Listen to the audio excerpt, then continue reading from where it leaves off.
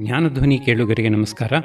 ಈಗ doctor A R ಕೃಷ್ಣಶಾಸ್ತ್ರಿಯವರ ಕಥಾಮೃತ 15 ಮಹಾಭಿಷೇಕ ಲಂಬಕ. ನಿಶಾಸು ತಾಂಡವೋದ್ದಂಡ ಶುಂಡಾಸೀತ್ಕಾರ ಶೀಕರೈಃ ಜ್ಯೋತಿಂಷಿ ಪುಷ್ಣನ್ನಿಮಮಸ್ತಾಮೋ ಉಷ್ಣಾತು ವಿಘ್ನಜಿತ್. ತರಂಗ 1. ನರವಾಹನದತ್ತನು ಗೋವಿಂದ ಕೂಟದಲ್ಲಿದ್ದಾಗ ಅಮೃತಪ್ರಭನೆಂಬ ವಿದ್ಯಾಧರನು ಬಂದು, ಪ್ರಭು, ನಾನು ಮಲೆಯ ಪರ್ವತದಲ್ಲಿರುವ ವಾಮದೇವ ಋಷಿಯಿಂದ ಬಂದಿದ್ದೇನೆ. ಯಾವುದೋ ಒಂದು ಕೆಲಸದ ನಿಮಿತ್ತವಾಗಿ ನೀನು ಒಬ್ಬನೇ ಅಲ್ಲಿಗೆ ಬರಬೇಕಂತೆ ಎಂದು ಹೇಳಿದನು. ಅದರಂತೆ ಅವರಿಬ್ಬರೂ ಹೊರಟು ಮಲೆಯಗಿರಿಗೆ ಬಂದು ವಾಮದೇವನಿಗೆ ನಮಸ್ಕರಿಸಿದರು. ಅವನು, ಅಯ್ಯ, ನೀನು ಕಾಮದೇವನ ಅವತಾರ. ಈಶ್ವರನು ನಿನ್ನನ್ನು ವಿದ್ಯಾಧರ ಚಕ್ರವರ್ತಿಯಾಗಿ ಮಾಡಿದ್ದಾನೆ. ಆದ್ದರಿಂದ ನನ್ನ ಆಶ್ರಮದ ಗುಹೆಯಲ್ಲಿರುವ ರತ್ನಗಳನ್ನು ಪಡೆ. ಅವುಗಳನ್ನು ಪಡೆದುಕೊಂಡರೆ ನೀನು ಮಂದರದೇವನನ್ನು ಗೆಲ್ಲಬಹುದು. ಅದಕ್ಕೋಸ್ಕರ ನಿನಗೆ ಹೇಳಿ ಕಳುಹಿಸಿದೆ ಎಂದನು. ಅದರಂತೆ ಅವನು ಗುಹೆಯೊಳಕ್ಕೆ ಹೋಗಿ ಮೊದಲು ಗಜೇಂದ್ರ ರತ್ನವನ್ನು, ಆಮೇಲೆ ಖಡ್ಗ, ಚಂದ್ರಿಕೆ, ಕಾಮಿನಿ, ವಿಧ್ವಂಸಿನಿ ವಿದ್ಯೆ ಇವುಗಳನ್ನು ಸಾಧಿಸಿಕೊಂಡನು. ಈ ಮೊದಲೇ ದೊರೆತಿದ್ದ ಸರಸ್ಸು, ಚಂದನ ಇವೂ ಸೇರಿ 7 ಮಹಾರತ್ನಗಳಾದವು. ಅವುಗಳೊಡನೆಯೂ ವಿದ್ಯಾಧರ ರಾಜರೊಡನೆಯೂ ಅವನು ಮಂದರದೇವನ ಮೇಲೆ ದಂಡೆತ್ತಿ ಹೊರಟು ಮಾನಸ ಸರೋವರವನ್ನು ದಾಟಿ ಕೈಲಾಸ ಪರ್ವತದ ಹತ್ತಿರಕ್ಕೆ ಬಂದನು. ಆದರೆ ಕೈಲಾಸವನ್ನು ದಾಟುವ ಹಾಗಿರಲಿಲ್ಲ. ಏಕೆಂದರೆ ಶಿವನ ವಾಸಸ್ಥಾನವಾದ ಅದನ್ನು ದಾಟಿದ್ದರೆ ವಿದ್ಯೆಗಳೆಲ್ಲವೂ ಹೋಗಿಬಿಡುತ್ತಿದ್ದವು. ಹಿಂದೆ ಋಷಭ ಚಕ್ರವರ್ತಿಗೆ ಹಾಗಾಗಿತ್ತು. ಆದ್ದರಿಂದ ತ್ರಿಶೀರ್ಷ ಗುಹೆಯನ್ನು ಹಾಯಿಸಿ ಆಚೆಗೆ ಹೋಗಬೇಕಾಗಿತ್ತು. ಆ ಗುಹೆಯನ್ನು ಕಾಯುತ್ತಿದ್ದ ದೇವಮಾಯನಲ್ಲಿಗೆ ದೂತನನ್ನು ಕಳುಹಿಸಲು ಅವನು ಯುದ್ಧಕ್ಕೇ ಬಂದನು. ಅವನನ್ನು ಕ್ಷಣ ಮಾತ್ರದಲ್ಲಿ ಸೋಲಿಸಿ ಕೊಲ್ಲದೆ ಬಿಟ್ಟುಬಿಟ್ಟನು. ಆದ್ದರಿಂದ ಅವನು ಶರಣಾಗತನಾಗಿ ಆ ಗುಹೆಯ ವಿವರವನ್ನೆಲ್ಲ ತಿಳಿಸಿದನು. ನರವಾಹನದತ್ತನು ತನ್ನ ಎಲ್ಲ ಪರಿಕರಗಳೊಡನೆ ಮರುದಿನ ಆ ಗುಹೆಯೊಳಕ್ಕೆ ಹೋದನು. ಅಲ್ಲಿ ಕಗ್ಗತ್ತಲೆಯನ್ನು ಚಂದ್ರಿಕಾರತ್ನದಿಂದಲೂ, ಸರ್ಪದೃಷ್ಟಿಯ ವಿಷವನ್ನು ಚಂದನರತ್ನದಿಂದಲೂ, ದಿಗ್ಗಜಗಳನ್ನು ಹಸ್ತಿರತ್ನದಿಂದಲೂ, ಗುಹ್ಯಕರನ್ನು ಖಡ್ಗರತ್ನದಿಂದಲೂ ನಿವಾರಿಸಿಕೊಂಡು ಉತ್ತರದ ಬಾಗಿಲಿಂದ ಹೊರಕ್ಕೆ ಬಂದನು. ಅಲ್ಲಿ ಕಾವಲಿದ್ದ ಕಾಲರಾತ್ರಿಯನ್ನು ಸ್ತೋತ್ರಾದಿಗಳಿಂದ ಒಲಿಸಿಕೊಂಡು ಮುಂದುವರಿದನು. ಮಂದರದೇವನೊಡನೆ ಘೋರ ಯುದ್ಧವಾಯಿತು.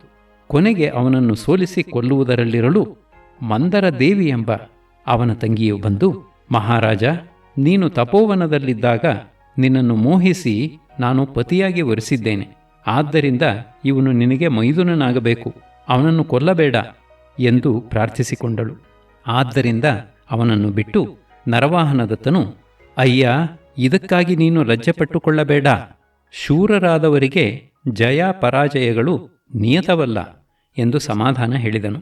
ಆದರೆ ಅವನು ಯುದ್ಧದಲ್ಲಿ ಒಬ್ಬ ಹೆಂಗಸು ತನ್ನನ್ನು ಉಳಿಸಿದ್ದನ್ನು ನೆನೆದು ತನ್ನ ತಂದೆ ತಪಸ್ಸು ಮಾಡುತ್ತಿದ್ದ ಸ್ಥಳಕ್ಕೆ ತಾನೂ ತಪಸ್ಸು ಮಾಡಲು ಹೊರಟು ಹೋದನು. ನರವಾಹನದತ್ತನು ಅವನ ಸ್ಥಳದಲ್ಲಿ ಅಮಿತಗತಿಯನ್ನು ರಾಜನಾಗಿ ಮಾಡಿದನು. ಅನಂತರ ಅವನು ಮೇರು ಪ್ರದೇಶವನ್ನು ಗೆಲ್ಲಬೇಕೆಂದು ಹೊರಡಲು ನಾರದನು ಬಂದು, ಇದೇನಯ್ಯ, ನೀತಿಜ್ಞನೆನಿಸಿಕೊಂಡು ನೀನು ಮಾಡುತ್ತಿರುವ ಅಸಾಧ್ಯ ಕಾರ್ಯ. ಮೇರುವನ್ನು ಸೂರ್ಯಚಂದ್ರರೂ ದಾಟಲಾರರು. ವಿದ್ಯಾಧರರ ಸ್ಥಳ ಹಿಮಾಲಯ, ಅದನ್ನು ಗೆದ್ದಾಯಿತು. ದೇವಭೂಮಿಯಾದ ಮೇರುವಿನಲ್ಲಿ ನಿನಗೇನು ಕೆಲಸ? ಈ ದುರಾಗ್ರಹವನ್ನು ಬಿಡು. ಮಂದರದೇವನ ತಂದೆಯಾದ ಅಕಂಪನನನ್ನು ಹೋಗಿ ನೋಡು, ಅದರಿಂದ ನಿನಗೆ ಶುಭವಾಗುತ್ತದೆ ಎಂದು ಹೇಳಿ ಹೋದನು. ನರವಾಹನದತ್ತನು ಹಾಗೇ ಆಗಲೆಂದು ಅಕಂಪನನ ಆಶ್ರಮಕ್ಕೆ ಹೋದನು. ಅಲ್ಲಿ ಆತನು ಅವನನ್ನು ಆದರ ಮಾಡಿ, ಅಯ್ಯ, ನನ್ನ ಮಗಳು ಮಂದರದೇವಿಯು ಚಕ್ರವರ್ತಿಯ ಹೆಂಡತಿಯಾಗುತ್ತಾಳೆಂದು ಅಶರೀರವಾಣಿಯಾಗಿದೆ. ಆದ್ದರಿಂದ ಅವಳನ್ನು ಪರಿಗ್ರಹಿಸು ಎಂದನು. ಅವಳು, ನನಗೆ ಕನಕವತಿ, ಕಾಲವತಿ, ಶ್ರುತೆ, ಅಂಬರಪ್ರಭೆ ಎಂದು ಇಲ್ಲಿ 4 ಜನ ಸ್ನೇಹಿತೆಯರಿದ್ದಾರೆ. ನಾವು 5 ಹಿಂದೆ ಆರ್ಯಪುತ್ರನನ್ನು ತಪೋವನದಲ್ಲಿ ಕಂಡು ಮೋಹಿಸಿ ನಾವೆಲ್ಲರೂ ಅವನನ್ನು ಒಟ್ಟಿಗೆ ಮದುವೆ ಮಾಡಿಕೊಳ್ಳಬೇಕೆಂದು ಯಾರಾದರೂ ಒಬ್ಬಳೇ ಮಾಡಿಕೊಂಡರೆ ಅಂಥವಳನ್ನು ಮಿಕ್ಕ 4 ಕೊಂದು ಬಿಡಬೇಕೆಂದು ಒಪ್ಪಂದ ಮಾಡಿಕೊಂಡೆವು. ಆದ್ದರಿಂದ ನಾನು ಅವರನ್ನು ಬಿಟ್ಟು ಒಬ್ಬಳೇ ಮದುವೆಯಾಗಲಾರೆ ಎಂದಳು. ಆದ್ದರಿಂದ ನರವಾಹನದತ್ತನು ಅವರ 5ರನ್ನೂ ಮದುವೆಯಾದನು.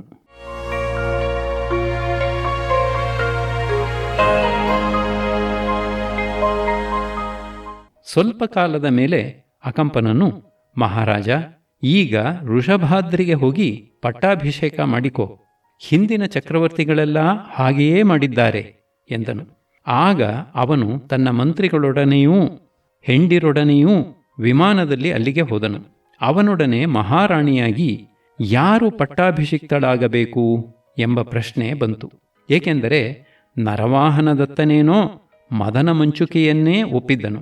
ಆದರೆ ಅವಳು ಮನುಷ್ಯ ಮಾತ್ರದವಳು, ಮದನವೇಗನ ಮತ್ತು ಕಳಿಂಗ ಸೇನೆಯ ಮಗಳು ಎಂದು ವಿದ್ಯಾಧರರು ಚಿಂತಿಸುತ್ತಿದ್ದರು.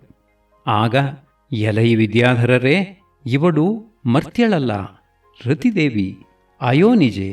ದೇವತೆಗಳು ತಮ್ಮ ಮಾಯೆಯಿಂದ ಗರ್ಭವನ್ನು ಬದಲಾಯಿಸಿ ಅವಳನ್ನು ಅದರ ಸ್ಥಾನದಲ್ಲಿ ಇಟ್ಟಿದ್ದರು ಎಂದು ಅಶರೀರವಾಣಿಯಾಯಿತು. ಆದ್ದರಿಂದ ಆ ಪ್ರಶ್ನೆ ಇತ್ಯರ್ಥವಾಯಿತು. ನರವಾಹನದತ್ತನು ವಾಯುಪಥನನ್ನು ಕೌಶಾಂಬಿಗೆ ಕೊಟ್ಟು ಕಳುಹಿಸಿ ವತ್ಸರಾಜ, ವಾಸವದತ್ತೆ, ಪದ್ಮಾವತಿ, ಗೋಪಾಲಕ ಮುಂತಾದ ಬಂಧು ಬಳಗವನ್ನೆಲ್ಲ ಕರೆಸಿಕೊಂಡನು. ಅವರು ಬಂದ ಕೂಡಲೇ ಅವನೂ ಅವನ ಬಹುಸಂಖ್ಯೆಯ ಹೆಂಡಿರೂ ಅವರಿಗೆ ನಮಸ್ಕರಿಸಿ ಆಶೀರ್ವಾದ ಪಡೆದರು. ವಾಸವದತ್ತ, ಪದ್ಮಾವತಿಯರು ಹೊಸ ಸೊಸೆಯರನ್ನು ನೋಡಿ ಸಂತೋಷಗೊಂಡು ಅವರ ಹೆಸರುಗಳನ್ನೂ ಕುಲವನ್ನೂ ವಿಚಾರಿಸಿದರು. ವೈಭವದೊಡನೆ ವಿದ್ಯಾಧರ ರಾಜರ ಮಧ್ಯದಲ್ಲಿ ಪಟ್ಟಾಭಿಷೇಕವಾಯಿತು. ನರವಾಹನದತ್ತನು ಅಂದು ವಿದ್ಯಾಬಲದಿಂದ ಹಲವು ರೂಪಗಳನ್ನು ಧರಿಸಿ ಎಲ್ಲ ಹೆಂಡತಿಯರೊಡನೆಯೂ ಇದ್ದು ಅವರನ್ನು ಸಂತೋಷಪಡಿಸಿದನು. ಉತ್ಸವ ಮುಗಿದ ಮೇಲೆ ವತ್ಸರಾಜನು ಮಗನನ್ನು ಕಂಡು, ಮಗು, ಈ ದಿವ್ಯ ಭೋಗಗಳನ್ನು ಯಾವ ಪ್ರಾಣಿ ತಾನೇ ಬೇಡವೆನ್ನುತ್ತದೆ? ಆದರೆ ಹುಟ್ಟಿದ ನಾಡು ಮತ್ತು ಅಲ್ಲಿಯ ಜನರು ಇವರ ಕಡೆಗೆ ಮನಸ್ಸು ಎಳೆಯುತ್ತದೆ. ಆದ್ದರಿಂದ ನಾವು ಕೌಶಾಂಬಿಗೆ ಹೋಗುತ್ತೇವೆ. ನೀನು ಈ ದಿವ್ಯ ಸೌಖ್ಯವನ್ನು ಅನುಭವಿಸಿಕೊಂಡಿರು. ಇಷ್ಟ ಬಂದಾಗ ಹೇಳಿ ಕಳುಹಿಸು. ಈ ಜನ್ಮದಲ್ಲಿ ನಿನ್ನ ಮುಖಚಂದ್ರನನ್ನು ನೋಡಿ ಸಂತೋಷಪಡುವುದಕ್ಕಿಂತ ನಮಗೆ ಬೇರೆ ಇನ್ನೇನು ದೊಡ್ಡ ಕೆಲಸವಿದ್ದೀತು ಎಂದನು. ನರವಾಹನದತ್ತನಿಗೆ ಈ ಮಾತನ್ನು ಕೇಳಿ ಕಣ್ಣು ನೀರಿನಿಂದ ತುಂಬಿತು. ಸೆರೆ ಬಿಗಿದು ಬಂದು ಮಾತು ಹೊರಡದಾಯಿತು. ವಸ್ತ್ರಾಲಂಕಾರಗಳನ್ನೂ ಹೊನ್ನಿನ ಹೇರುಗಳನ್ನೂ ರತ್ನಗಳನ್ನೂ ಕೊಟ್ಟು ಅವರಿಗೆ ನಮಸ್ಕರಿಸಿದನು. ವಾಸವದತ್ತೆಗೆ ದುಃಖವು ಉಕ್ಕಿ ಬಂದು ಮಗನ ಮುಖವನ್ನು ನೋಡುತ್ತಾ ನೋಡುತ್ತಾ ಮೆಲ್ಲನೆ ಮುಂದುವರಿದಳು. ನರವಾಹನದತ್ತನೂ ಅವನ ಮಂತ್ರಿಗಳೂ ಸ್ವಲ್ಪ ದೂರ ಅವರ ಹಿಂದೆ ಹೋಗಿ ಕಣ್ಣೀರಿನಿಂದ ಕತ್ತಲೆ ಕವಿದಂತಾಗಿ ವೃಷಭಗಿರಿಗೆ ಹಿಂತಿರುಗಿ ಬಂದರು. ವಾಯುಪಥನೂ ದೇವಮಾಯನೂ ಕೌಶಾಂಬಿಯವರೆಗೆ ಹೋಗಿ ಹಿರಿಯರನ್ನು ಕಳುಹಿಸಿ ಬಂದರು. ಮದನ ಮಂಚುಕೆಯೊಡನೆ ನರವಾಹನದತ್ತನು ಸುಖವಾಗಿ ವಿದ್ಯಾಧರ ರಾಜ್ಯವನ್ನು ಆಳಿಕೊಂಡಿದ್ದನು. ಮಹಾಭಿಷೇಕ ಲಂಬಕ ಮುಗಿಯಿತು. ಶ್ರೀರಸ್ತು.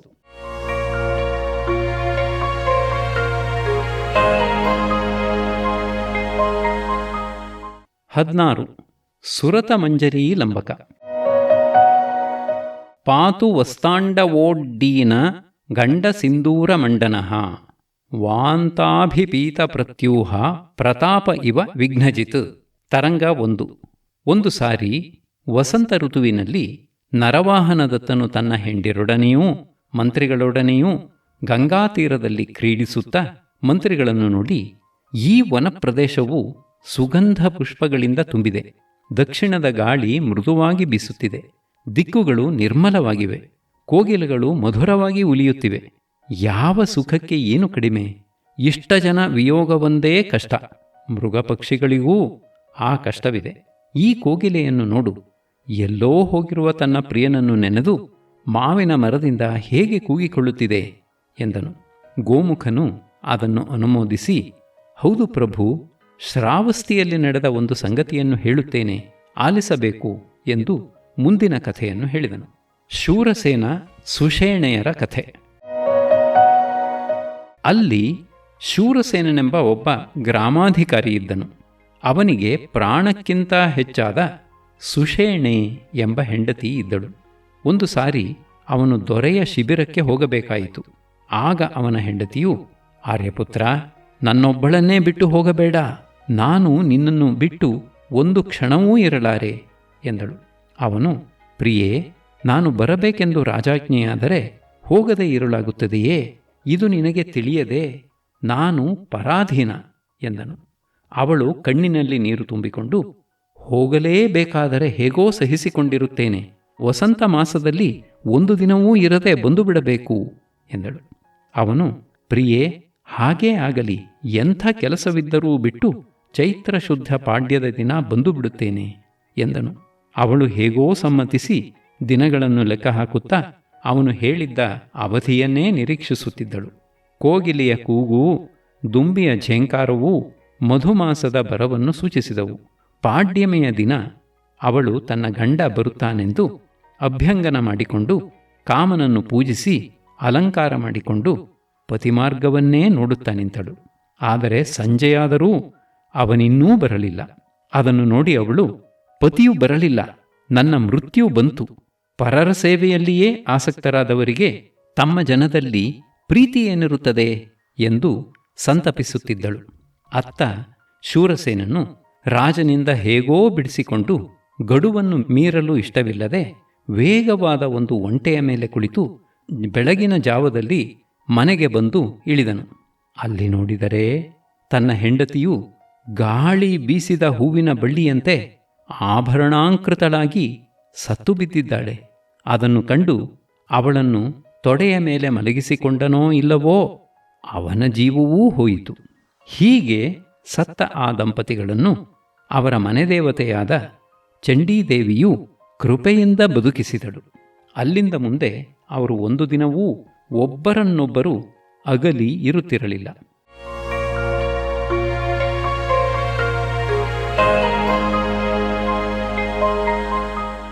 ಇದೇ ನೆವವಾಗಿ ನರವಾಹನದತ್ತನು ಚಿಂತಾಕ್ರಾಂತನಾದನು.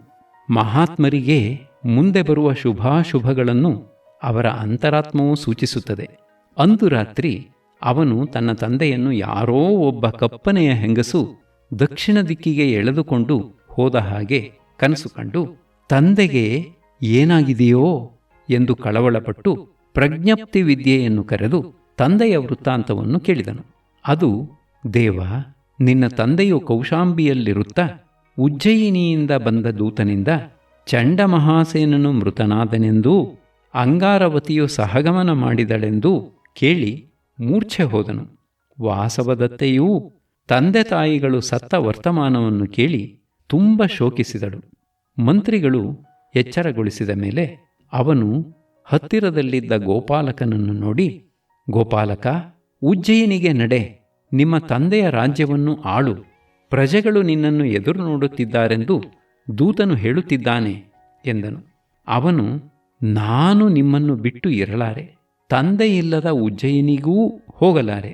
ಅಲ್ಲಿ ನನ್ನ ತಮ್ಮ ಪಾಲಕ ಹೇಗಿದ್ದರೂ ಇದ್ದಾನಲ್ಲ, ಅವನೇ ರಾಜನಾಗಲಿ, ನಾನು ಅದಕ್ಕೆ ಸಮ್ಮತಿ ಕೊಡುತ್ತೇನೆ ಎಂದು ಬಿಟ್ಟನು. ಈ ಮಾತನ್ನು ರುಮಣ್ವಂತನೊಡನೆ ಉಜ್ಜಯಿನಿಗೆ ಹೇಳಿ ಕಳುಹಿಸಿ ಅವನು ಯೌಗಂಧರಾಯಣಾದಿ ಮಂತ್ರಿಗಳನ್ನು ಕರೆದು, ಇಹಲೋಕ ವೈಭವವೆಲ್ಲ ಕೊನೆಗೆ ನಿಸ್ಸಾರವೇ, ನಾನೂ ರಾಜ್ಯವಾಳಿಯಾಯಿತು, ಸುಖಪಟ್ಟಾಯಿತು, ಶತ್ರುಗಳನ್ನು ಗೆದ್ದಾಯಿತು, ಮಗನು ವಿದ್ಯಾಧರ ಚಕ್ರಾಧಿಪತ್ಯ ಪಡೆದದ್ದನ್ನು ಕಂಡಾಯಿತು, ಮುಪ್ಪು ಅಡಸಿಕೊಂಡು ಬಂತು. ಆದ್ದರಿಂದ ಕಾಲಂಜರ ಗಿರಿಗೆ ಹೋಗಿ ಈ ದೇಹವನ್ನು ಬಿಟ್ಟು ಪರಮಪದವನ್ನು ಗಳಿಸೋಣವೆಂದಿದ್ದೇನೆ ಎಂದನು. ಎಲ್ಲರೂ, ದಣಿಯ ಚಿತ್ತ, ನಿನ್ನ ಅನುಜ್ಞೆಯಿಂದ ನಾವೂ ನಿನ್ನನ್ನು ಅನುಸರಿಸುತ್ತೇವೆ ಎಂದರು. ಅನಂತರ ಅವನು ಗೋಪಾಲಕನನ್ನು ಕರೆದು, ಅಯ್ಯ, ನನಗೆ ನರವಾಹನದತ್ತ ಬೇರೆ ಅಲ್ಲ, ನೀನು ಬೇರೆ ಅಲ್ಲ. ಆದ್ದರಿಂದ ನನ್ನ ಈ ರಾಜ್ಯವನ್ನು ವಹಿಸಿಕೋ, ಕೌಶಾಂಬಿಯನ್ನು ಕಾಪಾಡು ಎಂದನು. ಅವನು, ನಿಮ್ಮೆಲ್ಲರಿಗೂ ಆದ ಗತಿ ನನಗೂ ಆಗಲಿ, ನಾನು ನಿಮ್ಮನ್ನು ಬಿಟ್ಟಿರಲಾರೆ ಎಂದನು. ವತ್ಸರಾಜನು ಸುಳ್ಳು ಕೋಪವನ್ನು ತೋರಿಸುತ್ತಾ, ಏನು, ಆಗಲೇ ಅವಿಧೇಯನಾಗಿ ಬಿಟ್ಟೆ, ಅಧಿಕಾರವಿಲ್ಲದ ಮೇಲೆ ಯಾರ ಆಜ್ಞೆಯನ್ನು ಯಾರು ಮನ್ನಿಸುತ್ತಾರೆ ಎಂದು ಮುಖ ತಿರುಗಿಸಿಕೊಂಡನು. ಗೋಪಾಲಕನು ನಿಲ್ಲಬೇಕಾಯಿತು. ಅನಂತರ ರಾಜನು ವಾಸವದತ್ತೆ ಪದ್ಮಾವತಿಯರೊಡನೆ ಗಜಾರೂಢನಾಗಿ ಕಾಲಂಜರಗಿರಿಗೆ ಬಂದು ಅಲ್ಲಿ ಶಿವನಿಗೆ ವಂದಿಸಿ ತನಗೆ ಸರ್ವಕಾಲದಲ್ಲಿಯೂ ಪ್ರಿಯವಾಗಿದ್ದ ಘೋಷವತೀ ವೀಣೆಯನ್ನು ಹಿಡಿದುಕೊಂಡು ಅಕ್ಕಪಕ್ಕದಲ್ಲಿ ಹೆಂಡತಿಯರೂ ಹಿಂದೆ ಮಂತ್ರಿಗಳೂ ಇರಲು ಕಮರಿಯಿಂದ ಕೆಳಕ್ಕೆ ಬಿದ್ದನು.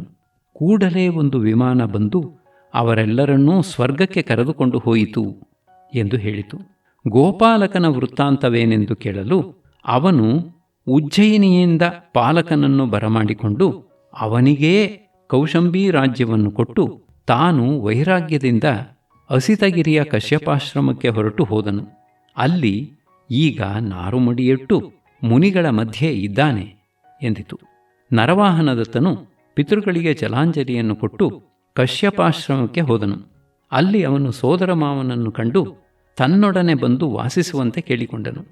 ಅವನು, ಮಗು, ನಿನ್ನನ್ನು ನೋಡಿದ್ದೇ ಸಾಲದೆ ನಿನಗೆ ನನ್ನ ಮೇಲೆ ಅಷ್ಟು ಅಭಿಮಾನವಿರುವುದಾದರೆ ಈ ಮಳೆಗಾಲ ಕಳೆಯುವವರೆಗೂ ನೀನೇ ನನ್ನೊಡನೆ ಈ ಆಶ್ರಮದಲ್ಲಿದ್ದು ಬಿಡು ಎಂದನು.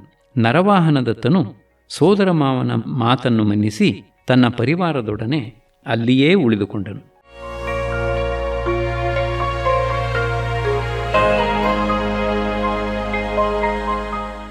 ತರಂಗ 2. ಒಂದು ದಿನ ಅವನ ಸೇನಾಪತಿಯಾದ ಹರಿಶಿಖನು ಬಂದು, ದೇವ, ಇಂದು ರಾತ್ರಿ ನಾನು ಉಪ್ಪರಿಗೆಯ ಮೇಲಿದ್ದಾಗ ಒಬ್ಬ ದಿವ್ಯ ಪುರುಷನು ಒಬ್ಬ ಸ್ತ್ರೀಯನ್ನು ಹೊತ್ತುಕೊಂಡು ಹೋಗುತ್ತಿದ್ದನು. ಅವಳು ಹಾ ಆರ್ಯಪುತ್ರ ಎಂದು ಅಳುತ್ತಿದ್ದಳು. ನಾನೂ ಇನ್ನು ಕೆಲವರೂ ಅವನನ್ನು ಅಟ್ಟಿಸಿಕೊಂಡು ಹೋಗಿ, ಅಯ್ಯೋ ಪಾಪಿ, ಪರಸ್ತ್ರೀಯನ್ನು ಎಲ್ಲಿಗೆ ಹೊತ್ತುಕೊಂಡು ಹೋಗುತ್ತಿದ್ದೀಯೇ? ನರವಾಹನದತ್ತನ ರಾಜ್ಯದಲ್ಲಿ ಪಶುಪಕ್ಷಿಗಳೂ ಅಧರ್ಮಕ್ಕೆ ಹೋಗುವುದಿಲ್ಲ ಎಂದು ಕೆಳಕ್ಕೆ ಇಳಿಸಿದೆವು. ಆಮೇಲೆ ನೋಡಿದರೆ ಅವನು ಮತ್ತಾರೂ ಅಲ್ಲ, ನಿನ್ನ ಭಾವಮೈದುನನಾದ ಇತ್ಯಕ. ಇವಳು ಯಾರು? ಏತಕ್ಕೆ ಎತ್ತಿಕೊಂಡು ಹೋಗುತ್ತಿದ್ದೆ ಎಂದು ಕೇಳಲು ಅವನು, ಇವಳು ಸುರತ ಮಂಜರಿ, ಮತಂಗದೇವನ ಮಗಳು. ಇವಳನ್ನು ನನಗೆ ಕೊಡುವುದಾಗಿ ಇವಳ ತಾಯಿ ಮಾತು ಕೊಟ್ಟಿದ್ದಳು. ಆಮೇಲೆ ಅವಳ ತಂದೆ ಅವಳನ್ನು ಯಾವನೋ ಒಬ್ಬ ಮನುಷ್ಯನಿಗೆ ಕೊಟ್ಟುಬಿಟ್ಟನು. ಅವಳನ್ನು ನಾನು ತಂದೆ. ನನ್ನ ಹೆಂಡತಿಯನ್ನು ನಾನು ಕರೆದುಕೊಂಡು ಬಂದರೆ ಅದರಲ್ಲಿ ತಪ್ಪೇನು ಎಂದು ಕೇಳಿದನು. ಸುರತ ಮಂಜರಿಯನ್ನು ಕೇಳಲು ಅವಳು, ಉಜ್ಜಯಿನಿಯಲ್ಲಿ ಪಾಲಕನೆಂಬ ರಾಜನಿದ್ದಾನೆ. ಅವನಿಗೆ ಅವಂತಿವರ್ಧನನೆಂಬ ಮಗನಿದ್ದಾನೆ. ನಾನು ಅವನನ್ನು ಮದುವೆ ಮಾಡಿಕೊಂಡು ಉಪ್ಪರಿಗೆಯ ಮೇಲೆ ಮಲಗಿದ್ದೆ. ನನ್ನ ಗಂಡನಿಗೆ ನಿದ್ರೆ ಬಂದಿದ್ದಾಗ ಈ ಪಾಪಿ ಹೊತ್ತುಕೊಂಡು ಬಂದಿದ್ದಾನೆ ಎಂದಳು. ನಾನು ಅವರಿಬ್ಬರನ್ನೂ ತಂದು ಸ್ವಾಮಿಯ ಮುಂದೆ ನಿಲ್ಲಿಸಿದ್ದೇವೆ. ತಾವು ಏನು ಬೇಕಾದರೂ ಮಾಡಬಹುದು ಎಂದನು. ನರವಾಹನದತ್ತನು ಗೋಪಾಲಕನನ್ನು ಕೇಳಲು, ನನಗೆ ಈ ವಿಚಾರವೇನೂ ತಿಳಿಯದು. ಪಾಲಕನ ಮಗ ಇವಳನ್ನು ಮದುವೆ ಮಾಡಿಕೊಂಡಿದ್ದಾನೆಂಬ ಸಂಗತಿ ತಿಳಿದಿದ್ದೇ ಈಗ. ಆದ್ದರಿಂದ ಉಜ್ಜಯಿನಿಯಿಂದ ಕುಮಾರನನ್ನೂ ಮಂತ್ರಿಯಾದ ಭರತರೋಹನನ್ನೂ ಕರೆಸು. ಅವರು ಬಂದ ಮೇಲೆ ನಿಜವಾದ ಸಂಗತಿ ತಿಳಿಯುತ್ತದೆ ಎಂದನು. ಅದರಂತೆ ಧೂಮಶಿಖನನ್ನು ಉಜ್ಜಯಿನಿಗೆ ಕೊಟ್ಟು ಕಳುಹಿಸಿ ಅವರಿಬ್ಬರನ್ನೂ ಕರೆಸಿ ಕೇಳಲು ಭರತರೋಹಕನು ಹೀಗೆಂದನು, ದೇವ, ಒಂದು ಸಾರಿ ಉಜ್ಜಯಿನಿಯ ಜನರು ಪಾಲಕರಾಜನ ಹತ್ತಿರಕ್ಕೆ ಬಂದು, ಈಗ ನಗರದಲ್ಲಿ ಉದಕದಾನವೆಂಬ ಉತ್ಸವವೂ ನಡೆಯತಕ್ಕದ್ದಿದೆ. ಅದಕ್ಕೆ ಕಾರಣವು ಪ್ರಭುವಿಗೆ ಗೊತ್ತಿಲ್ಲದಿದ್ದರೆ ಹೇಳುತ್ತೇವೆ, ಕೇಳಬೇಕು. ಹಿಂದೆ ನಿಮ್ಮ ತಂದೆಯಾದ ಚಂಡಮಹಾಸೇನನು ಒಂದು ಉತ್ತಮವಾದ ಕತ್ತಿಯನ್ನು ಪಡೆಯುವುದಕ್ಕೂ ಹೆಂಡತಿಯನ್ನು ಪಡೆಯುವುದಕ್ಕೂ ಚಂಡೀದೇವಿಯನ್ನು ಕುರಿತು ತಪಸ್ಸು ಮಾಡಿದನು. ದೇವಿಯು ಪ್ರಸನ್ನಳಾಗಿ ಖಡ್ಗವನ್ನು ಕೊಟ್ಟು, ಮಗು, ಸದ್ಯದಲ್ಲಿಯೇ ನೀನು ಅಂಗಾರಕನೆಂಬ ಅಸುರನನ್ನು ಕೊಂದು ಅಂಗಾರವತಿ ಎಂಬ ಅವನ ಮಗಳನ್ನು ಮದುವೆಯಾಗುತ್ತೀಯೇ ಎಂದು ಹೇಳಿದಳು. ಈ ಮಧ್ಯೆ ಆ ಊರಿಗೆ ಯಾರು ಯಾರು ನಗರಾಧಿಪತಿಯಾಗಿ ಬಂದರೂ ಅವರನ್ನೆಲ್ಲ ಯಾವುದೋ ಪ್ರಾಣಿ ತಿಂದು ಹಾಕಿಬಿಡುತ್ತಿತ್ತು. ಅದನ್ನು ಕಂಡುಹಿಡಿಯಲು ಚಂಡಮಹಾಸೇನನೇ ಸ್ವಂತವಾಗಿ ರಾತ್ರಿ ಹೊತ್ತು ತಿರುಗುತ್ತಾ ಒಬ್ಬ ಪಾರದಾರಿಕನನ್ನು ಕಂಡು ಅವನನ್ನು ಕತ್ತರಿಸಿ ಹಾಕಿದನು. ಕೂಡಲೇ ಅವನ ಕೊರಳಿನಿಂದ ಒಬ್ಬ ರಾಕ್ಷಸನು ಎದ್ದು ಬರಲು, ಇವನೇ ನಗರಾಧ್ಯಕ್ಷನನ್ನು ತಿನ್ನುವನು ಎಂದುಕೊಂಡು ರಾಜನು ಅವನ ಜುಟ್ಟನ್ನು ಹಿಡಿದು ಕೊಲ್ಲಬೇಕೆಂದಿರುವಷ್ಟರಲ್ಲಿ ಅವನು, ರಾಜ, ನನ್ನನ್ನು ಅನ್ಯಾಯವಾಗಿ ಕೊಲ್ಲಬೇಡ, ಪುರಾಧಿಪರನ್ನು ತಿನ್ನುವವನು ಬೇರೆ ಎಂದನು. ರಾಜನು ಅವನಾರೆಂದು ಕೇಳಲು ರಾಕ್ಷಸನು, ಅಂಗಾರಕನೆಂಬ ರಾಕ್ಷಸನು ಪಾತಾಳದಲ್ಲಿ ಮನೆ ಮಾಡಿಕೊಂಡಿದ್ದಾನೆ. ಅವನು ರಾತ್ರಿ ಹೊತ್ತು ಈ ಊರಿಗೆ ಬಂದು ಪುರಾಧಿಪರನ್ನು ತಿನ್ನುತ್ತಾನೆ. ರಾಜಕುಮಾರಿಯರನ್ನು ಹೊತ್ತುಕೊಂಡು ಹೋಗಿ ಅವನ ಮಗಳು ಅಂಗಾರವತಿಗೆ ಪರಿಚಾರಿಕೆಯರಾಗಿ ಮಾಡುತ್ತಾನೆ. ಅಡವಿಯಲ್ಲಿ ತಿರುಗುತ್ತಿರುವಾಗ ಅವನನ್ನು ಹಿಡಿದು ಕೊಲ್ಲು ಎಂದನು. ಅವನನ್ನು ಬಿಟ್ಟು ರಾಜನು ಒಂದು ಸಾರಿ ಬೇಟೆಗೆ ಹೋಗಿದ್ದಾಗ ಅಲ್ಲಿ ಒಂದು ದೊಡ್ಡ ಹಂದಿಯನ್ನು ನೋಡಿದನು. ಹಂದಿ ಇಷ್ಟು ದೊಡ್ಡದಾಗಿರುತ್ತದೆಯೇ? ಇದು ಆ ಅಂಗಾರಕನ ಮಾಯೆ ಇರಬೇಕು ಎಂದು ಯೋಚಿಸುತ್ತಾ ಅದರ ಮೇಲೆ ಬಾಣ ಬಿಟ್ಟನು. ಅದು ಆ ಬಾಣಗಳನ್ನು ಲಕ್ಷಿಸದೆ ಅವನ ರಥವನ್ನು ನೂಕಿ ಒಂದು ದೊಡ್ಡ ಬಿಲವನ್ನು ಹೊಕ್ಕಿತು. ರಾಜನು ಅದರ ಹಿಂದೆ ಹೋಗಿ ನೋಡಲು ಅಲ್ಲಿ ಒಂದು ದಿವ್ಯವಾದ ನಗರವಿತ್ತು. ಅದರಲ್ಲಿ ಹಂದಿ ಮಾತ್ರ ಕಾಣಲಿಲ್ಲ. ಅಲ್ಲಿ ಒಂದು ಕೊಳದ ಹತ್ತಿರ ಕುಳಿತಿರಲು 100 ಹುಡುಗಿಯರೊಡಗೊಂಡು ಒಬ್ಬ ರತಿಯಂಥ ಹೆಂಗಸು ಬಂದಳು. ಅವಳು ಅವನನ್ನು ನೋಡುತ್ತಿದ್ದ ಹಾಗೆಯೇ ಮೋಹಗೊಂಡು ಕರುಣೆಯಿಂದ ಕಣ್ಣೀರು ಬಿಡುತ್ತಾ, ಅಯ್ಯೋ, ಇಲ್ಲಿಗೇಕೆ ಬಂದೆ? ನೀನು ನೋಡಿದ ಹಂದಿ ಅಂಗಾರಕ ದೈತ್ಯ. ಅವನು ವಜ್ರಕಾಯ, ಮಹಾಬಲಿಷ್ಠ. ಈಗ ಹಂದಿಯ ರೂಪವನ್ನು ಬಿಟ್ಟು ಮನೆಯೊಳಗೆ ನಿದ್ರೆ ಮಾಡುತ್ತಿದ್ದಾನೆ. ಎದ್ದು ತಿಂಡಿಯ ಹೊತ್ತಿನಲ್ಲಿ ನಿನಗೆ ತೊಂದರೆ ಮಾಡುತ್ತಾನೆ. ನಾನು ಅವನ ಮಗಳು ಅಂಗಾರವತಿ. ನಿನಗೆ ಅಪಾಯ ಬಂದಿರುವುದಲ್ಲ ಎಂದು ನನಗೆ ತುಂಬ ದುಃಖವಾಗಿದೆ ಎಂದಳು. ರಾಜನಿಗೆ ದೇವಿಯ ವರವು ಜ್ಞಾಪಕಕ್ಕೆ ಬಂದು ತನ್ನ ಕಾರ್ಯ ಆಗಿಯೇ ಆಗುತ್ತದೆ ಎಂಬ ಧೈರ್ಯದಿಂದ ಅವಳನ್ನು ಕುರಿತು, ಎಲೈ ಸುಂದರಿ, ನನ್ನಲ್ಲಿ ಸ್ನೇಹವಿರುವ ಪಕ್ಷಕ್ಕೆ ನನ್ನ ಮಾತನ್ನು ಕೇಳು. ನಿಮ್ಮ ತಂದೆ ಏಳುವ ಹೊತ್ತಿಗೆ ಅವನ ಹತ್ತಿರ ಅಳುತ್ತಾ ಕುಳಿತಿರು. ಏಕೆಂದು ಕೇಳಿದರೆ, ನಿನ್ನನ್ನು ಯಾರಾದರೂ ಕೊಂದು ಬಿಟ್ಟರೆ ನನ್ನ ಗತಿಯೇನು ಎಂದು ಕಾರಣವನ್ನು ಹೇಳು. ಅದರಿಂದ ನನಗೂ ನಿನಗೂ ಇಬ್ಬರಿಗೂ ಒಳ್ಳೆಯದಾಗುತ್ತದೆ ಎಂದನು. ಅವಳು ಹಾಗೆಯೇ ಮಾಡಲು ರಾಕ್ಷಸನು, ನನ್ನದು ವಜ್ರದೇಹ, ಆದ್ದರಿಂದ ಯಾರೂ ನನ್ನನ್ನು ಕೊಲ್ಲಲಾರರು. ಎಡಗೈಯಲ್ಲಿರುವ ಮರ್ಮಸ್ಥಾನವನ್ನು ಬಿಲ್ಲು ಮುಚ್ಚಿಕೊಂಡಿರುತ್ತದೆ ಎಂದನು.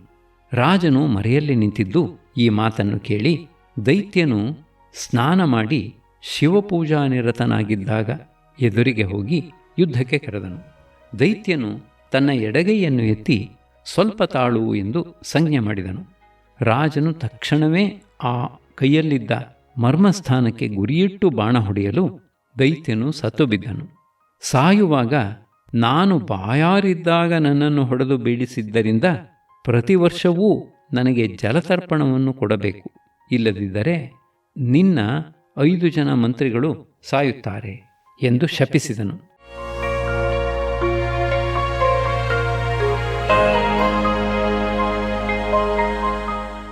ರಾಜನು ಅಂಗಾರವತಿಯನ್ನು ಉಜ್ಜಯಿನಿಗೆ ಕರೆತಂದು ಮದುವೆ ಮಾಡಿಕೊಂಡನು. ಅಂದಿನಿಂದ ಪ್ರತಿ ವರ್ಷವೂ ತಂದೆ ನಡೆಸುತ್ತಿದ್ದುದನ್ನು ನೀನೂ ನಡೆಸು ಎಂದರು.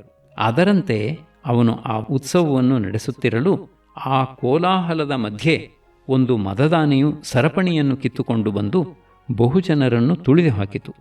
ಯಾರೂ ಅದನ್ನು ತಡೆಯುವುದಕ್ಕಾಗಲಿಲ್ಲ. ಅದು ಹೊಲಗೇರಿಗೆ ಹೋದಾಗ ಒಬ್ಬ ಚಂಡಾಲರ ಹುಡುಗಿಯು ಬಂದು ಅದರ ಸೊಂಡಿಲನ್ನು ತಟ್ಟಿ ಕುಡಿನೋಟವನ್ನು ಬೀರಿ ಅದನ್ನು ಸುಮ್ಮನಾಗಿಸಿದಳು. ಅದು ಅವಳನ್ನು ನೋಡುತ್ತಾ ನಿಂತಿತು. ಒಂದು ಹೆಜ್ಜೆಯೂ ಮುಂದೆ ಹೋಗಲಿಲ್ಲ. ಆಗ ಅವಳು ತನ್ನ ಉತ್ತರೀಯವನ್ನು ಅದರ ದಂತಗಳಿಗೆ ದೋಲಿಯಾಗಿ ಕಟ್ಟಿ ಅದರಲ್ಲಿ ತೂಗಿಕೊಳ್ಳುತ್ತಾ ಕುಳಿತಳು. ಈ ಅದ್ಭುತವನ್ನು ನೋಡಿ ಪುರಜನರು, ಈಕೆ ಯಾರೋ ದೇವಕನ್ನಿಕೆ ಇರಬೇಕು. ಇವಳ ರೂಪದಿಂದಲೂ ಪ್ರಭಾವದಿಂದಲೂ ತಿರ್ಯಕ್ ಜಂತುಗಳು ಕೂಡ ಸ್ವಾಧೀನವಾಗಿವೆ ಎಂದರು. ಈ ಸಮಾಚಾರವು ಅವಂತಿವರ್ಧನನಿಗೆ ತಿಳಿಯಲು ಅವನು ಬಂದು ಆ ಹುಡುಗಿಯನ್ನು ನೋಡಿ ಅವಳ ರೂಪಿನಿಂದ ಮುಗ್ಧನಾದನು. ಅವಳು ಅವನನ್ನು ಕಂಡು ಮೋಹಿತಳಾಗಿ ದೋಲಿಯಿಂದ ಇಳಿದು ಹೊರಟು ಹೋದಳು. ಮಾವಟಿಗರು ಆನೆಯನ್ನು ಸ್ವಾಧೀನಪಡಿಸಿಕೊಂಡರು. ವಿಚಾರ ಮಾಡಲು ಅವನ ಸ್ನೇಹಿತರು, ಅವಳು ಹೊಲಗೇರಿಯಲ್ಲಿರುವ ಉತ್ಪಲಹಸ್ತನ ಮಗಳು ಸುರತಮಂಜರಿ. ಚಿತ್ರವನ್ನು ನೋಡುವಂತೆ ಬೇಕಾದರೆ ಅವಳನ್ನೂ ಕಣ್ಣಿನಿಂದ ನೋಡಬಹುದು, ಅಷ್ಟೇಯೇ ಎಂದರು. ರಾಜಕುಮಾರನು ಆ ಮಾತನ್ನು ಕೇಳಿ, ಅವಳು ಎಂದಿಗೂ ಹೊಲತಿಯಾಗಿರಲಾರಳು. ಯಾರೋ ದಿವ್ಯ ಸ್ತ್ರೀ ಇರಬೇಕು ಖಂಡಿತ. ಹೊಲತಿಗೆ ಅಂಥ ರೂಪವೆಂದರೇನು? ಅವಳು ಹೆಂಡತಿಯಾಗದಿದ್ದರೆ ಬದುಕಿದ್ದು ಏನು ಸಾರ್ಥಕ ಎಂದನು. ಇದನ್ನು ಕೇಳಿ ಅವನ ತಾಯಿಯಾದ ಅವಂತಿವತೀ ದೇವಿಯು ಗಂಡನನ್ನು ಕುರಿತು, ಇದು ಎಲ್ಲಾದರೂ ಉಂಟೆ? ಹುಡುಗನು ಹೊಲತಿಯನ್ನು ಅಪೇಕ್ಷಿಸುತ್ತಾನಂತಲ್ಲ ಎಂದು ವ್ಯಾಕುಲನಾದಳು. ಗೋಪಾಲಕನು ಹೆಂಡತಿಯನ್ನು ಸಮಾಧಾನ ಮಾಡಿ, ನಮ್ಮ ಹುಡುಗನ ಮನಸ್ಸು ಹೀಗೆ ಹೋಗುತ್ತಿದ್ದರೆ ಅವಳು ನಿಜವಾಗಿ ಹೊಲತಿಯಲ್ಲ, ಬೇರೆ ಜಾತಿಯವಳೇ ಇರಬೇಕು. ಸಜ್ಜನರ ಮನಸ್ಸು ಪ್ರವರ್ತಿಸುವುದರಿಂದಲೇ ಕಾರ್ಯಕಾರ್ಯಗಳು ತಿಳಿಯಬಹುದು. ಈ ಸಂದರ್ಭದಲ್ಲಿ ಒಂದು ಕಥೆ ಇದೆ, ಕೇಳಿರದೇ ಇದ್ದರೆ ಹೇಳುತ್ತೇನೆ ಕೇಳಿ ಎಂದು ಮುಂದಿನ ಕಥೆಯನ್ನು ಹೇಳಿದನು. ಅದು ಯಾವ ಕಥೆ ಎಂದು ಮುಂದಿನ ವಾರ ಕೇಳೋಣ.